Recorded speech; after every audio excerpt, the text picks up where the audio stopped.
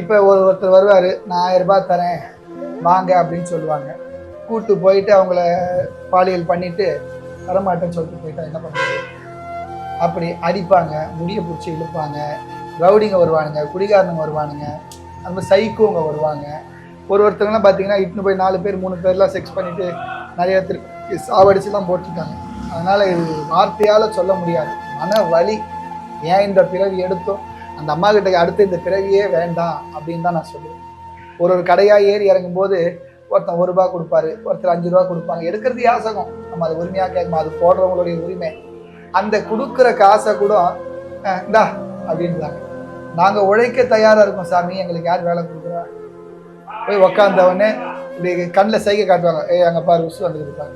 அது எவ்வளோ வலிக்கும். ஒரு பொண்ணு போனால் அந்த வார்த்தை சொல்லுவியா? ஒரு பையன் போனால் அந்த வார்த்தை சொல்லுவியா?